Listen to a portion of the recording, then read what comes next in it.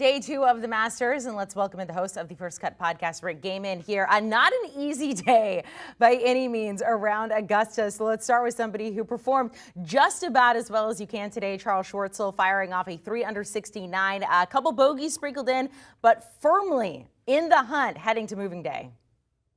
Firmly in the hunt, indeed, Amanda. I mean, Charles Schwartzel, obviously a past champion here at the Masters, is able to rely a lot on that experience. And when things get difficult around Augusta National, experience starts to play an even larger role. When we get into a situation where par is a good score on 18 holes, you'll see kind of the savvy vets, the guys who have gone around Augusta National plenty of times in their career, finding that level of success because they know where to miss the greens, where not to hit it, where to leave yourself uphill putts. And Charles Schwartzel tapped into all of that knowledge during the second round to go out there and shoot a 69. So he is someone that knows what it feels like to be in the hunt, and it's exciting to see him post one of his better scores at the Masters here in recent years. Let's go to Sungjae Im because he started the day at the top of the leaderboard. Then he has a 5 bogey round. Now that's the bad news. He's still 3 under for the tournament, so he's in a great spot. What happened to Sungjae today?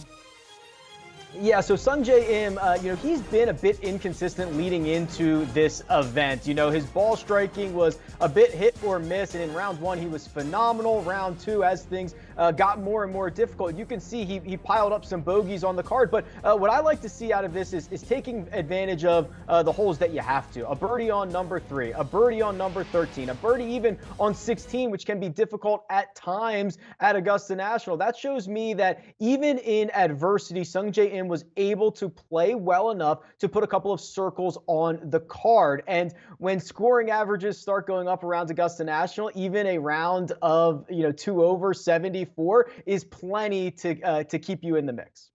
Let's talk about Dustin Johnson. At the beginning of the day, especially coming off yesterday, I was like, DJ doing DJ things. He bogeyed 7 and 9. That's fine. Stayed even after that. 2 under heading into Saturday for the tournament. But yesterday, after the round, he headed straight to the range. A little odd for him.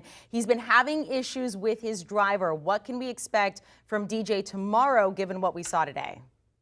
Yeah, a couple of really interesting subplots here for Dustin Johnson. You mentioned it, lack of confidence in the driver right now. That's from his own mouth. That is kind of a scary thought. The driver is Dustin Johnson's weapon. So if he is unwilling or a bit nervous about pulling it out of the bag, you think that's a concern. Now, round number 2 with primarily the 3-wood in hand, he was able to get around and he was able to put himself into enough good spots to not really have to worry about that driver. The other subplot is obviously Dustin Johnson, our 2020 Masters champion, and that week, the November Masters, Augusta National was very soft. Scoring conditions were very good. We're not necessarily going to see that this week, but they did down there at Augusta National get a ton of rain leading into the event, and even rain that stopped some of the practice rounds on Tuesday and Wednesday. So these softer conditions around Augusta National really play into the hands of a guys like a Dustin Johnson.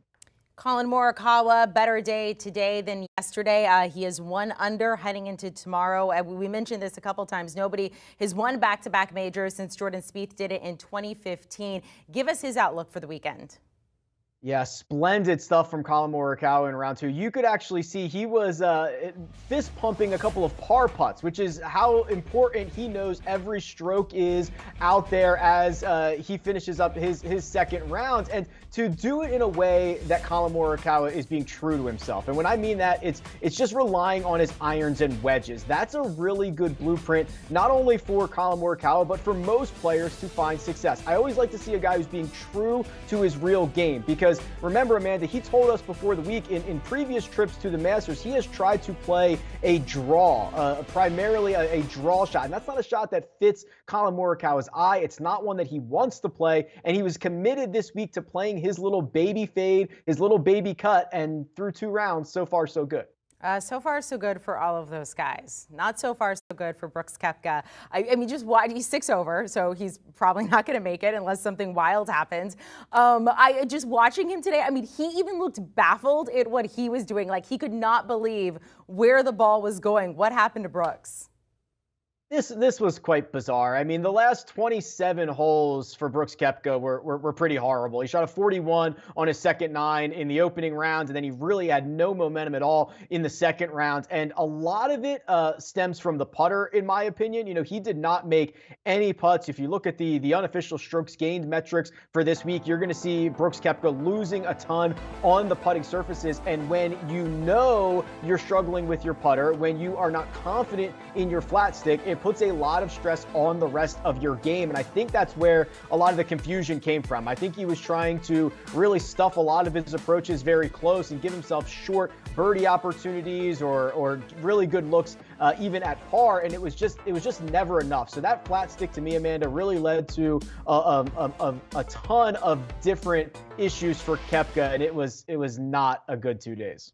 Not a good 2 days. Disappointing outing, not just today, but yesterday as well. Rick Gehman, enjoy the day. Enjoy the weekend. I probably won't talk to you after this. So all of our weekend folks, they get to hang out with you. I'm very jealous.